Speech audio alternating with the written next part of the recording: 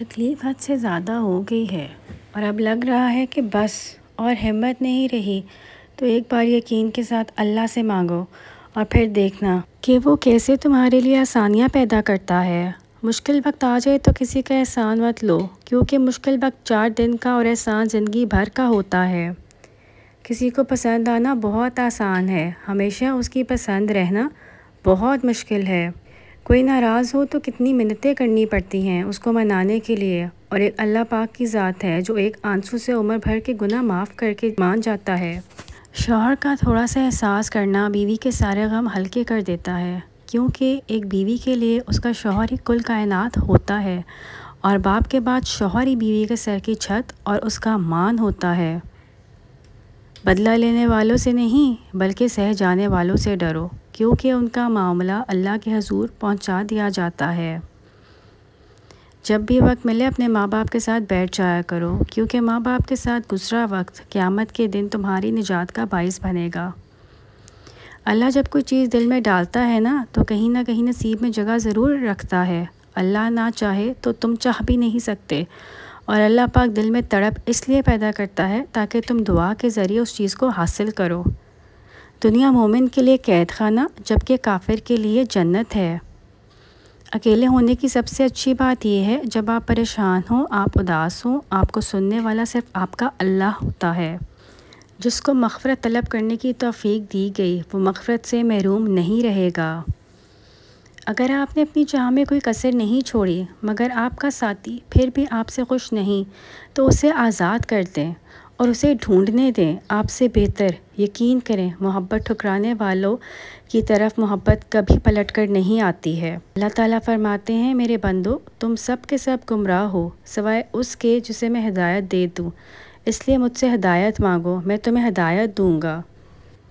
انسان کی سب سے بڑی کامیابی خود کو خود سے ذات تک محدود رکھنا ہے۔ خود کو کسی بھی چیز کا عادی مت بنائیں کہ اس کے بغیر گزارا ممکن نہ ہو۔ کہا جاتا ہے کہ مرد کی کامیابی کے پیچھے ایک عورت کا ہاتھ ہوتا ہے، لیکن میرا ماننا ہے اس عورت کے پیچھے بھی مرد کا اعتماد ہوتا ہے، جس کی وجہ سے وہ مرد کی ریڑھ کی ہڈی ثابت ہوتی ہے۔ محبت اندھی ہوتی ہے، چنانچہ عورت کے لیے خوبصورت ہونا ضروری نہیں، بس مرد کا نابینا ہونا ہی کافی ہوتا ہے۔ مومن کا شکر اس کے عمل سے ظاہر ہوتا ہے، جبکہ منافق کا شکر صرف زبان پر رہتا ہے۔ شوہر کو اپنی بیوی کے لیے اتنا اچھا ہونا چاہیے کہ بیوی دعا کرے کہ میری بیٹی کو بھی ایسا ہی شوہر ملے۔ خیرات کو مت روکو ورنہ تیرا رزق بھی روک دیا جائے گا۔ رشتوں میں کمزوری کی ایک وجہ یہ بھی ہے کہ ہم ایک دوسرے کے غصے میں کئی باتوں کو یاد رکھتے ہیں، لیکن پیار، محبت اور سکون میں کی گئی گفتگو کو فوراً بھلا دیتے ہیں۔ قرآن تو جگہ جگہ تسلی دے رہا ہے کہ نا امید نہ ہو، کمزور نہ پڑو اور یقین رکھو تمہارا رب تمہارے ساتھ ہے، دیکھنا بہت جلد سب ٹھیک ہو جائے گا انشاءاللہ۔ جب دنیا سے تھک جاؤ تو اللہ کے سامنے جھک جایا کرو، کیونکہ دنیا والے تھوڑی سی غلطی پر چھوڑ جاتے ہیں لیکن اللہ تھوڑی سی عبادت پر تھام لیتا ہے۔ میاں بیوی کا ناراضگی پر ایک دوسرے کو روٹھنا، منانا اور ہر حال میں ساتھ نبھانا ہی اصل وفاداری اور محبت ہے۔ بیوہ اور مسکین پر خرچ کرنے والا اللہ کی راہ میں جہاد کرنے والے کی طرح ہے، یا اس آدمی کی طرح ہے جو دن میں روزے رکھتا ہے اور رات میں عبادت کرتا ہے۔ انسان کی سب سے بڑی خواہش سکون ہوتی ہے، جس کو اللہ نے نماز میں رکھا ہے، کیونکہ اللہ نے سجدے میں بے چین دلوں کی شفا رکھی ہے۔ ہم لوگ نیک بننا نہیں صرف نیک دکھنا اور نیک کہلانا چاہتے ہیں، اور یہ منافقت کا سب سے اعلیٰ درجہ ہے۔ ایسے شخص پر بھروسہ کرو جو مشکل وقت میں تمہارے کام آئے۔ یا اللہ مجھے لوگوں کی حقیقتیں نہ دکھا کہ اس نے فقط میرا دل جلتا ہے، مجھے خاموشی سے میری لا علمی میں ان کے شر سے محفوظ فرما، آمین۔ اور تم سمجھتی ہو وہ مجبور تھا؟ مرد محبت کر لے تب طوائف کے لیے بھی لڑ جاتا ہے۔ جب انسان کسی سے ڈرتا ہے تو اس سے دور بھاگتا ہے، لیکن جب وہ اپنے رب سے ڈرتا ہے تو اس کے اور قریب ہو جاتا ہے۔